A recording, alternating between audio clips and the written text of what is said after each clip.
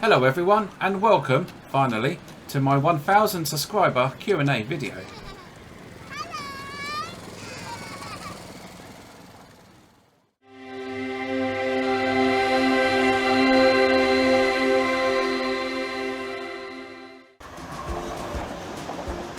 First things first, I'd like to apologise for the lack of content on the channel recently. In my full-time job, I've been stuck on a run of night shifts lasting nearly 6 weeks. I've forgotten what daylight looks like. Along with juggling home life with a baby and planning my new garden railway, now that wifey has finally agreed to it, I should be able to get back to producing more regular content from now on. This video has been a long time in the making. In fact, we now have over 2,000 subscribers to the channel. So let me take this opportunity to thank everyone who subscribed since we started posting regular videos nearly 2 years ago. This video also marks our 100th video that we've uploaded to YouTube as well, so there's another milestone for you. A few months ago I put up a community post and a video inviting all of you to ask us at the B.P.M.R anything that you want regarding the channel, ourselves or mainline railways in general. A big thank you to all of you for responding, and we'll get to those questions in a minute. First things first, for those who don't know, we are the Brockwell Park Miniature Railway, and you can find us in Brockwell Park in South London near Herne Hill on Sundays between March and October. We operate rides on our modest 7¼ inch gauge track for families in the local area. The channel was initially set up to post an advert for our website back in 2015, and after that it just sat idle for the next few years. Back in 2020, one of our volunteers, Metroman 202, who has a successful channel featuring the London Underground, persuaded us that we could put up more content of our own. I'll put a link to his channel in the description below if you want to take a look. Earlier, back in the 2000s, we also produced a set of DVDs under the label A&J Video in cooperation with Online Video. However, after a job change in 2008, I lost all my free time to sit and edit hour-long DVDs. So much of the footage was never used, therefore this material, along with up-to-date footage from today, began to be uploaded to YouTube, and the B.P.M.R channel was truly born. Fast forward to today, and the channel has grown beyond what we expected and continues to grow even now. So again, a big thank you to all of you. And now let's get to the questions.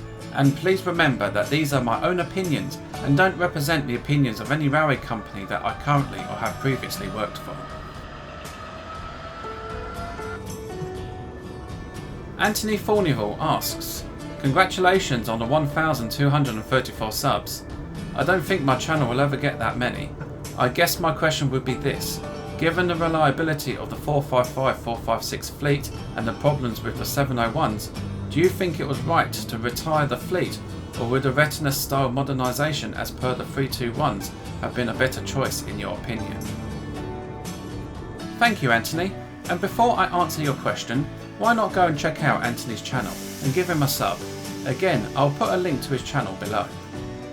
I think that a refurbishment or modernisation of the 455 and 456 fleet would have, of course, extended the life of the units. However, I believe that the logistics of removing 1 or 2 units at a time for the work to be carried out, as well as prolonged period of time to get them all done, was probably a factor in South Western Railway's decision to simply replace the entire fleet. Whilst I've been on a break from YouTube, it has become common knowledge that Southern are also withdrawing their Class 4558s this month as well. Back to South Western Railway, it was probably cheaper for them to have one class of train covering all of their metro work instead of at least 3 different classes of units, the 455s, 456s and the 707s. In fact, it can be quite costly to have a small fleet of units that are different to everything else that you operate in regards to maintenance costs and obtaining spare parts. I was lucky enough to get to drive the 455s and 456s during my time as a passenger train driver, so it would be sad to see them go. I personally think it was better to modernise them and get a few more years use, but I bet many regular passengers will probably disagree with me. If you are fond of the 455s, then get out there now and ride them whilst you still can, Southwestern Railway units are already heading away one by one, and the Southern units are being retired this month. NSC 465 asks, what, in your opinion, was the best era for train spotting? Thank you NSC 465 for your question. I think the best era for me was when I left school around 2000, up until the loss of slam doors a few years later. You had a mix of old BR and NSC liveries, as well as the new privatised company liveries at the same time. New modern rolling stock was coming in, but they hadn't fully replaced the venerable slam door stock. Now, if I had a time machine, I would definitely love to head back to pre-grouping days, late 19th or early 20th century. I would love to have taken a look at the early London, Brighton and South Coast Railways overhead electrification scheme. Spenny B asks, what's your favourite class of train in Britain and why? Thank you Spenny B. Well, my answer would have to be split between steam, diesel and electric. For steam, it would have to be the Southern Railway's Bullied Pacifics, the Merchant Navy, Battle of Britain and West Country classes in both unrebuilt and rebuilt styles. For diesels, it would have to be the class I know the best, as I drive them virtually every day, the Class 66 or Sheds as they are also known. The Class 37s do come a close second. As for the electrics, it would have to be the British Rail Class 411 for SEPs. It was a shame that they were withdrawn before I got a chance to drive one. The Class 442s do come a close second. C377 asks, do you prefer third rail or overhead line equipment or non-electrified lines and why? Thank you C377 for your question. I think non-electrified looks the cleanest. Less chance of getting zapped I suppose.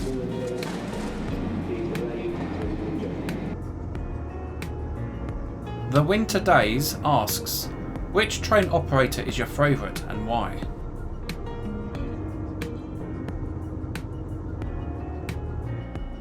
Thank you Winter Days.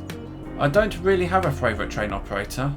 They are all good and bad in their own right, but if I had to choose, then it will probably be GNER, or Great North Eastern Railway. They had a nice sleek livery, and how else was I to ride a Eurostar without needing a passport or leaving the country?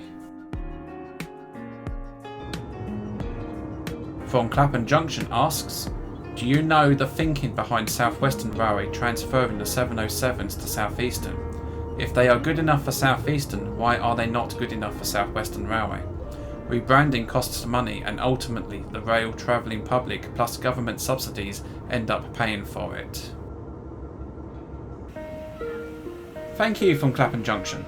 Whilst you are right that rebranding costs money, ultimately for Southwestern Railway it was probably cheaper for them to have a large fleet of one unit than several small fleets of different units.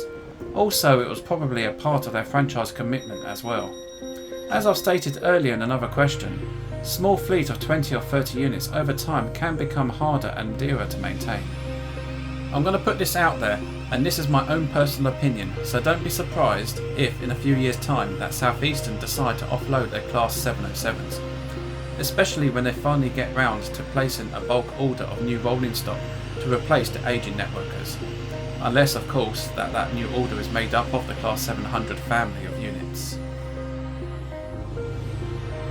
And finally, Lord Everything Train asks, 707 or 465?